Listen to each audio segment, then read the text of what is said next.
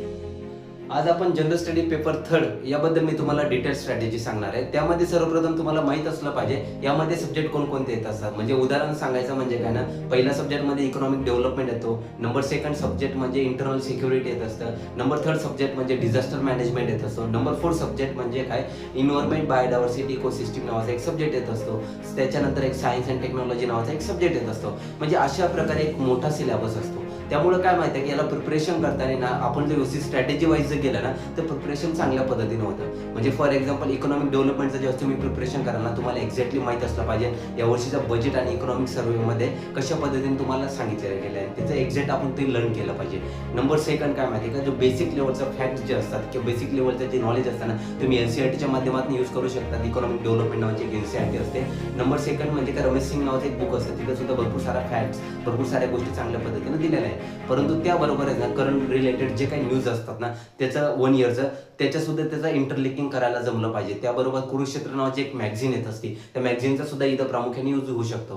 म्हणजे तुम्ही economic development अशा पद्धतीनं प्रिपेअर केलं पाहिजे. परंतु त्याचबरोबर नंबर सेकंड पॉईंट ऑफ व्ह्यूने जर तुम्ही गेलात ना, इंटरनल सिक्युरिटीच्या बाबतीत जर विचार केला तर इंटरनल सिक्युरिटीच्या करंट रिलेटेड न्यूज खूप महत्त्वाच्या असतात. जसं फॉर एक्झाम्पल करंटला फेक न्यूज भरपूर प्रमाणात चाललेली आहे. नंबर सेकंड म्हणजे काय माहिती आहे का, इंटरनेटच्या बाबतीत आहे ना काही इश्यूज चाललेले आपल्या देशामध्ये सोशल मीडियाच्या रिलेटेड, ते माहीत असलं पाहिजे. मॉब लिंचिंगच्या रिलेटेड भरपूर साऱ्या आपल्या देशामध्ये घटना घडत आहेत. आपण त्याला सुद्धा कंट्रोल करण्यासाठी इंटरनल सिक्युरिटीला कशा प्रकारे धोका असू शकतो त्याच्याबद्दल आपल्याला माहित असले पाहिजे.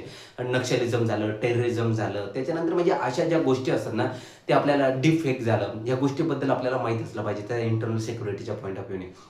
नंबर थर्ड सायन्स अँड टेक्नॉलॉजीचा मोस्ट ऑफ द नाही का स्पेस रिलेटेड झालं, पण नवीन इनोव्हेशन काय काय झालेलं आहे करंट रिलेटेड, त्यांना स्टॅटिक पॉईंट ऑफ व्ह्यूने जर आपल्याला करायचं आहे पण त्याला करंट रिलेटेड लिंकिंग करून आहे ना, कारण की तिथं क्वेश्चन आहे ना बेसिक लेवलचे विचारतच नाही. Most of the current related question paper rotate होते, म्हणून आपण तिथं फोकस जास्त केला पाहिजे.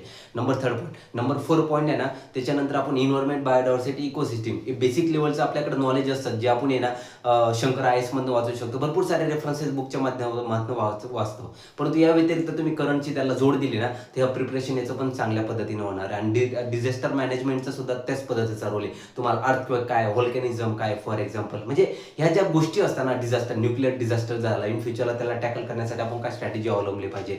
लोकस्ट अटॅक आपल्या देशामध्ये होतो, हा एक प्रकारे शेतकऱ्यांसाठी एक डिझास्टर आहे. याच्या रिलेटेड इन फ्युचरला क्वेश्चन पडला तर आपल्याला माहित असलं पाहिजे की आपण कशा पद्धतीने टॅकल केलं पाहिजे. सो तुम्ही अशा पद्धतीनं प्रिपरेशन करा. इतक्या बारीक बारीक गोष्टींवर लक्ष द्या.